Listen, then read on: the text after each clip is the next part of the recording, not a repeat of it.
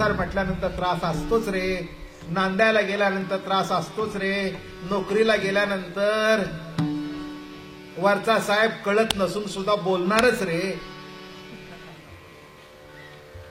काय काही काही वेळेला वरचे साहेब इतके बेअक्कली असतात,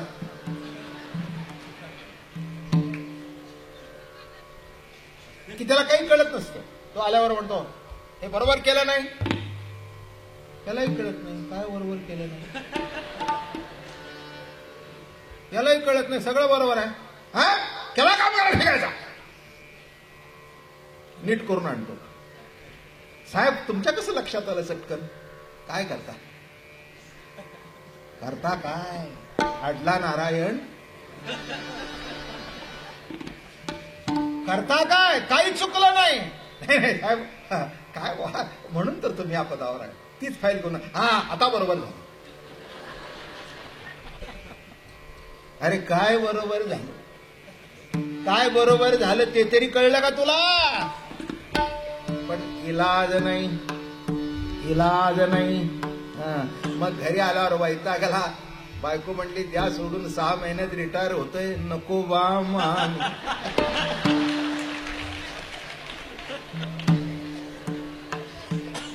अरे बाबा अरे मेलेलं घोडं ओढलं नाही तर मला घोड्यासारखं ओढत नाही. अरे मेलेल्या घोड्याला कळत नाही पांडुरंगा मी जिवंत आहे ना रे. अतिशय दुःख झालं. पण एक माहिती आहे का, जीवनामध्ये आपल्याला सुद्धा आई काही काही वेळेला मारते आणि मग समजूत काढायला तीच येते. हे सुद्धा मारण्याचं कौतुक असतं. अशी फटका देते, ठाण ठाण ठाण ठाण मारते आणि मग तिला वाईट वाटतं. चल मी तुला बाहेर घेऊन देतो, सामोसा देतो, सँडविच देते. काय गंमत आहे. म्हणजे एरवी सँडविच खायला मिळाला नसता, तसंच चोखोबारायच्या जीवनामध्ये हा प्रसंग आला आणि धरोनी हनुवटी बुजावीत, धरोनी हनुवटी अशी हनुवटी धरलेली आहे आणि समजूत काढतात. अहो किती चोखोबारायचं भाग्य असेल हो, देवाने येऊन हनुवटी धरावी. तरी अजून तुमच्या लक्षात येत नाही. आता आम्ही काय सांगावं साध्या माणसाने. किंबहुना वारकरी संप्रदायाने समतेची दृष्टी घेऊन वारकरी संप्रदाय स्थापन केला म्हणून यंदा वारीला 11 लाख लोक होते. ही समतेची वारी आहे. पाया ज्ञानोबारायांनी रचला, त्याचा स्थापन केला. जे जे देखे भूत ते ते मानिजे भगवंत, हा भक्ती योग निश्चिंत जाण माझा. जे जे जे जे हे हे नाही, जे जे देखे भूत, जे जे तुला दृष्टीला दिसेल त्यांना भगवंत मान. आणि ही प्रतिती कळल्यानंतर धरोनी हनुवटी बुजावीत. आणि पुढे कसं म्हणतायत, नको बा मानू संसाराचा शीण. जेव्हा घरातलं आपलं नाम कमी होतं मग ती म्हणते आता हाक सुद्धा मारत नाही. बरोबर. असं म्हणून काही पोरांची लग्न ठेवायची नसतात, मीही ठेवणार नाही. नाम ऐकायला आवडतं, आई आई आई आई बाबा आई बाबा. अहो ते सगळे विकेंद्रीकरण. जे प्रेम मोठ्या शब्दात एक लंबनात्मक होतं, जरा मोठी भाषा वापर. जे प्रेम एक लंबनात्मक होतं त्याचं केंद्रीकरण झालं. मग सतत 24 तास जे आई होतं, कधी कधी कधी कधी लक्षात ठेवा. बघा की हजारो माणसं एका टायमाला हाक मारतात. देवाला वाटलं बाबा महाराज बरं आहे, कीर्तन कर.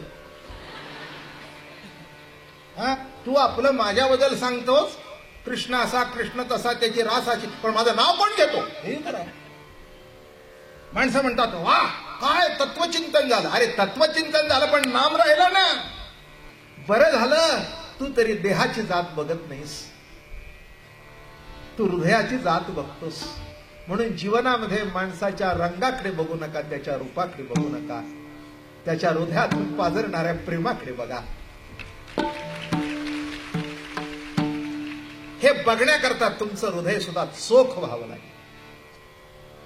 चोख ऐसे दयाचे चोख न माणस, शुद्ध प्रतीती. लक्षात ठेवा, हे जेव्हा कळलं पांडुरंगाला, माझ्या चोख्याला फार त्रास होतो. एकदा असं झालं, एका गावामध्ये घोडं मेलं. घोडं मेल्यानंतर त्या पाटलाचं गेलं होतं. त्या पाटलाची ते माणसं आली, हे ते बोलले ते मी बोलत नाही. ज्या शब्दाने हाक मारली, ज्या तऱ्हेने हाक मारली, ते आम्ही स्वप्नात सुद्धा साधू संताला अशी हाक मारू नये.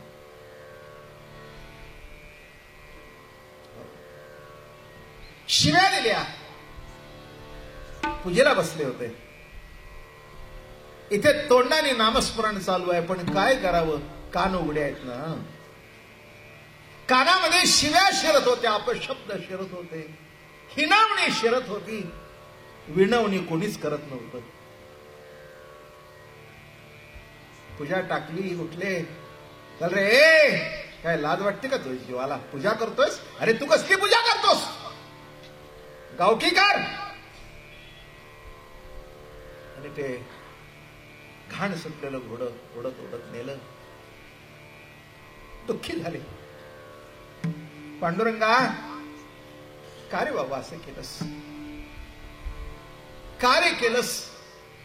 त्याच्या पुढे बसले आणि पुढे बसल्यानंतर एक हात असा तोंडावर फिरू लागला. एकांती वैसोनी करी गुज गोष्टी. अरे चोख्या, अरे चोख्या, शीन करू नकोस रे. अरे एक लक्षात ठेव, जे असं करतात त्यांच्या जवळ जात नाही. तुझं भाग्य चोख्या किती थोर आहे की धरोनी हनुवटी बुजावी. मला सांगा, तुम्हाला सर्वांना असं वाटत नाही की आपली कोणतरी हनुवटी असावं? म्हातारा असू दे, तरणा असू दे, प्रत्येकाला वाटतं की कोणीतरी आपल्या गालावून हात फिरवावून विचारावं, काय रे बाबा बरा आहेस का? वाटतं का नाही? का नाही वाटत? लहान पोराला वाटतं, म्हाताऱ्याला वाटत नाही. म्हाताऱ्याला सुद्धा वाटतं का बाबा कसं काय? बाबा बरा आहे का तुम्ही? अरे बाबा बरा आहे रे, बरा आहे रे. तू बरा आहेस ना? मग तो गेल्यावर सांगतो, म्हातारी येते, अगं कळलं का, बापू येऊन गेला माझ्या तोंडाला. मला विचारलं भूक लागली का? मला विचारलं जेवला का? धरोनी हनुवटी बुजावीत. जीवनामध्ये रुसल्यानंतर सुद्धा कोणीतरी समजूत काढायला लागतं रे बाबा. रुसला तर रुसला जा मर. लक्षात ठेवा, जीवनातलं कोणीतरी समजूत काढायला येणं, कोणीतरी तोंडावून हात फिरवणं, हे सुद्धा भाग्य लागतं. चोखवारायचं एवढं मोठं भाग्य आहे की त्यांच्या तोंडावून हात फिरवण्याकरता प्रत्यक्ष निर्गुण निराकार परमात्मा सगुण साकार झाला. सगुण साकार झाला चोखवारायाकरता. धरोनी हनुवटी बुजावी. देवाला बघितल्याबरोबर तर जास्ती रडू आलं. का रे देवा, काही चुकलं का? अरे तूच जन्माला घातलंस ना. जन्मावरून कमी लेखायचं असेल तर कुणी कुठे जन्माला यावं हे जर कुणाच्या हातात असतं तर सगळे श्रेष्ठ कुळामध्ये जन्माला आले असते. देव कुठे आहे तो मी वैकुंठी नसे, वेळू एक भानुबिंबही न दिसे. ज्या ठिकाणी कीर्तन आहे म्हणून नीट लक्षात घ्या, असा देव जो कुणाच्या हातात सापडत नाही. चोखोबरायला का सापडला? काय केलं चोखोबरायाने? चोखोबाला काही करायचा अधिकारच नव्हता. करणार काय? माझं बोलणं कळलं का?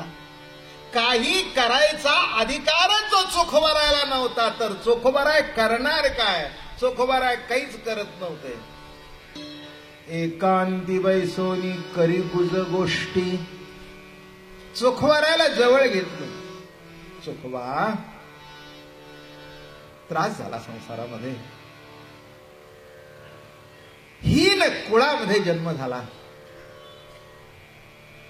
सन्मानी जातीवाचक नावाने हाक मारावी, हीन लेखावं. भजन केलं तरी म्हणावं, हे लांब बस, हे लांब बस. वाईट वाटलं. पांडुरंगाला म्हणाले, पांडुरंगा का रे असं केलंस बाबा, का रे केलंस? आम्हाला बघून माणसं 10 फूट लांब मागे सरतात. बरं झालं तू तरी ते हृदयात बसलायस. नको बा, नको बा मानू. चोखबारा रडतायत. देवाच्या खांद्यावर मान टाकली, देव हात फिरवत आहे. नको बा मानू संसाराचा क्षीण. मला वाटतं हा अभंग तुमच्या माझ्याकरता सगळ्या करता आज म्हणून घेतलास. कोण त्रासलेला नाही. चोखबाराला निराळ्या पद्धतीचा त्रास झाला. इथे कुणाला त्रास नाही. तुम्ही आहे, मी आहे, कुठे नाही कुठेतरी प्रत्येकाला त्रास आहे. चोखबारा कुठे जन्माला आले त्याच्याहून त्रास झाला. आम्हाला आमच्या पोटी जन्माला आले ते त्रास देऊ लागले. आहे का नाही जीवनाची सत्य घटना आहे नाही. लक्षात ठेवा, एक महत्वाचा भाग सांगतो. जीवनामध्ये उलट प्रसंग आल्यानंतर कोणीही समजूत काढून जमत नाही. ज्याचा हात फिरायला पाहिजे पाठवून त्याचाच फिरावा लागतो. गावाचा फिरून जमत नाही. माझं बोलणं कळलं का? गावाचा फिरून जमत नाही. नवरा बायकोचं भांडण झालं. नवरा बायकोचं भांडण झाल्यानंतर आईने समजूत काढली, बापाने काढली, सगळ्यांनी काढली. ते म्हणले सगळ्यांनी काढली तरी त्याचा हात फिरत नाही ना. सगळ्यांनी 100 शब्द सांगावे, त्याचा एक शब्द. तसंच जगाने पाठवून हात फिरवावा, उपयोग नाही. अंतरात्मा जो प्रभा श्रीहरी आहे, पांडुरंग आहे, त्यांनी नुसतं प्रेमाने हात फिरवलं तर आपला जीव तृप्त होतो. त्याच्याकरता कीर्तन आहे. कीर्तनामध्ये देवाचा हात पाठीवून फिरतो, देवाचा हात डोक्यावरून फिरतो, देवाचा हात अंगावर फिरतो.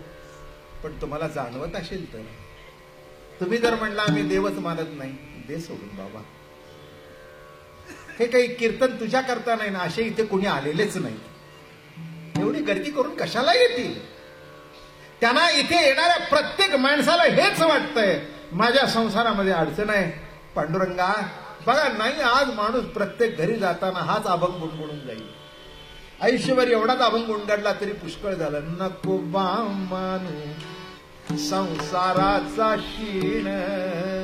संसाराचा शीण मानू नकोस रे. असतच रे, असतच रे.